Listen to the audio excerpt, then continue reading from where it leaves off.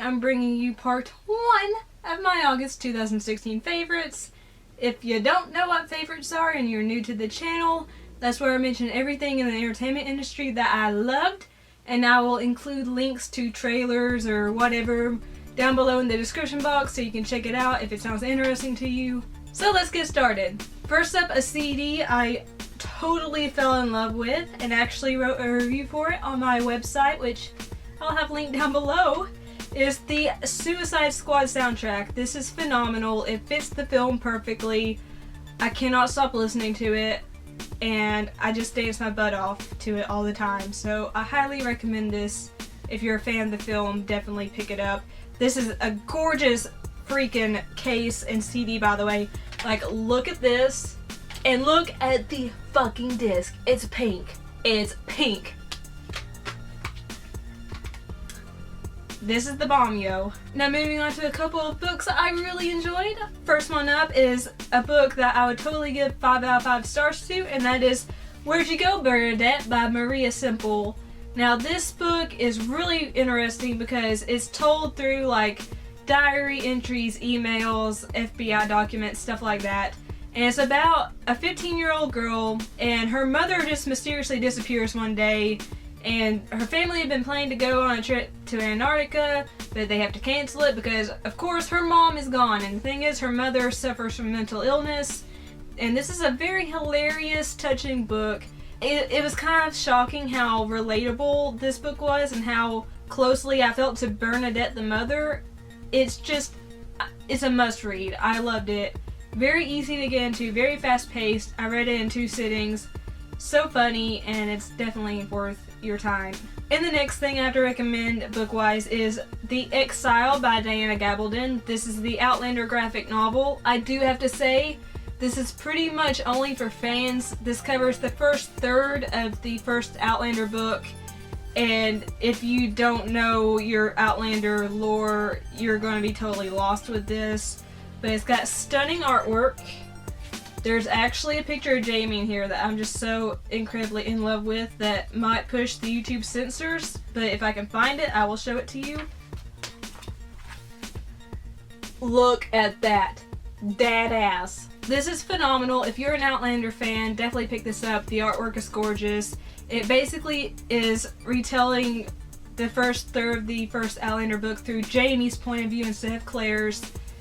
And it's a must-have if you're an Outlander fan. But again, if you're not into Outlander, you haven't read the novels or watched the TV show, you're going to be lost. Now, moving on to the movies. Again, I'm taking part in the 100-day film challenge, where you watch one film every day that you have not seen before for 100 days. And I have reviews for all the films I watched on my blog, which will be linked down below.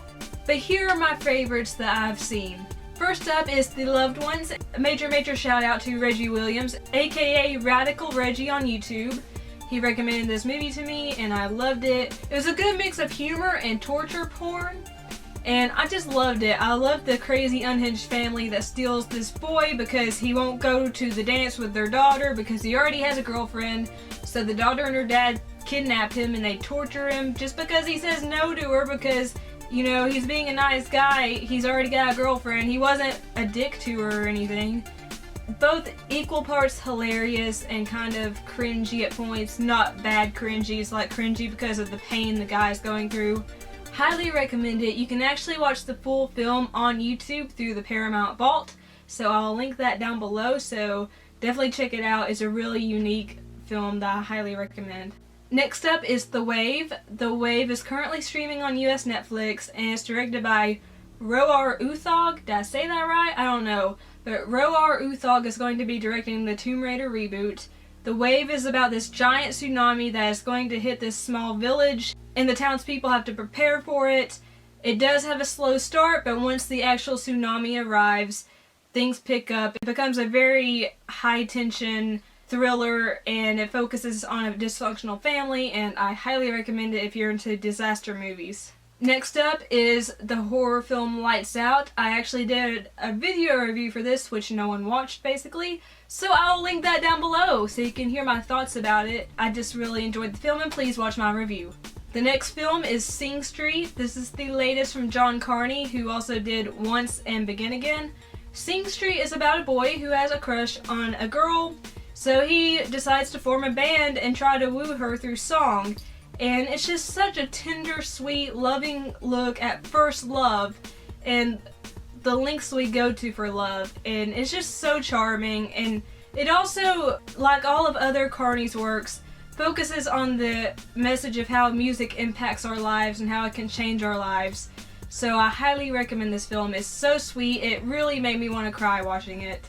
The next film up is the Netflix exclusive film Tallulah, which stars Ellen Page and Allison Janney. Ellen Page plays a homeless young woman who kidnaps a baby from an unfit mother. She goes to Allison Janney's character, which happens to be her ex-boyfriend's mother. They learn how to be a family together. It was a predictable story, but I thought the acting was great, and I actually did tear up a little bit. Definitely worth a watch. Next up, most people are going to think I'm crazy, but that is Blade Runner. I tried to watch this 4 times previously on TV when it came on. Who was messaging me?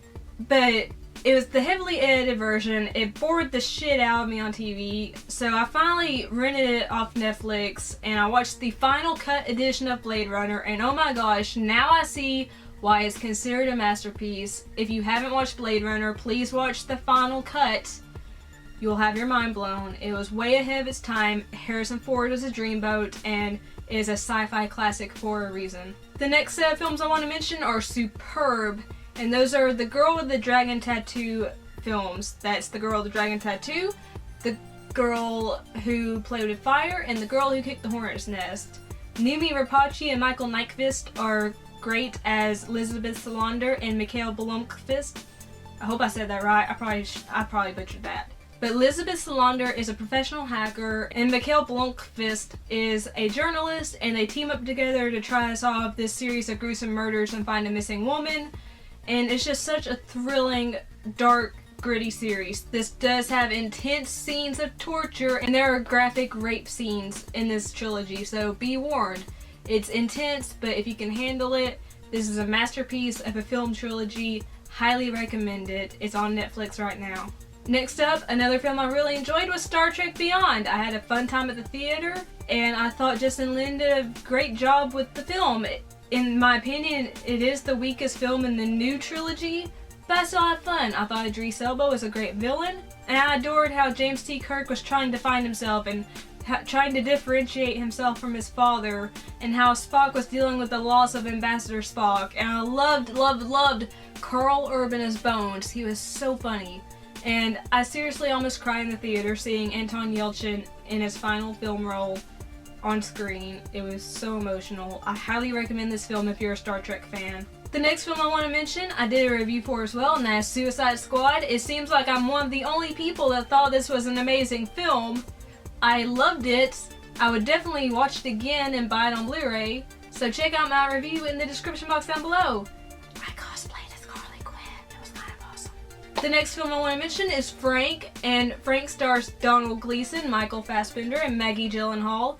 Frank is about a young man named John, played by Donald Gleason, who is just freaking adorable, who finds himself suddenly a keyboardist in this eccentric pop group, and he learns along the way maybe he should have been careful about what he wished for, because the lead singer of this group, played by Michael Fassbender, is Frank, and he wears a paper mache head he never takes off. The band's manager, Carla, played by Maggie Gyllenhaal, is crazy, and it's just such a simple yet gorgeous, funny, charming, humorous film. I highly recommend it. And it's directed by Lenny Abramson, who directed the superb Room. And lastly, Mustang. Mustang is a phenomenal film about a group of 5 sisters who are discovering their sexuality, and their parents are trying to arrange marriages for each of the girls, and they're restricting the girls' behaviors, their wardrobes. And it's about how these girls are trying to find themselves and discover themselves. It was very moving and very powerful, and I recommend it. For TV, I became absolutely addicted to Flesh and Bone. If you liked Black Swan, you're going to love Flesh and Bone. But Flesh and Bone is about the cutthroat world of ballet. It stars Sarah Hay as a woman named Claire, who has just recently joined the American Ballet Theater Company. And it just shows what goes on behind the scenes, how difficult ballet is, how much drama there is. I'm sure a lot of it's played up, but I have heard there's some serious stuff that goes on in ballet in real life. It's very fascinating, very binge-worthy. It's so good. I loved it. And like I said, if you like Black Swan, definitely check out Flesh and Bone. The game I've really enjoyed has been Doom. It does make me a little queasy, but I can get past that because it's such an awesome game. This is a shooter where you're not hiding behind cover. You have to run and jump. You have limited ammo and health. You have to go and find ammo and health packs, and you get to do glory kills, which are so much fun because they're so gory and amazing. And you get to kill demons from hell, and it's got an amazing soundtrack. And what are you doing? Go out and play this game. It's fantastic. A YouTube channel I've really enjoyed has been Spooky Astronauts. She mostly focuses on horror, but you know I'm a huge horror fan, so we good. She does movie reviews. She does these really interesting videos about actual people that did horrendous things, or they were involved in weird shit, I guess you can say. Like, she did one recently about Edward Mordrake, who I've always been fascinated with, and it was superb. I love her favorites videos, and I love her movie reviews. So go check her out if you're into horror films. And lastly, all the music I've enjoyed will be in the description box down below, so you can listen to the songs. Let me know what you think. And if you liked the video, please leave me a like. Let me know down below what your favorites have been so far this month. Share the video if you'd like to. That'd actually be super duper helpful. And don't forget to subscribe, because being an Alycat's awesome. And we can reach 2K. We can do it. Yes, we can. We can do it. Bob the Builder. I don't know why I did that for. And if you'd like to follow me on any social media sites, they're all listed down below so we can be best friends. I love you all so much. Thank you so much for watching. Peace and kisses. Bye.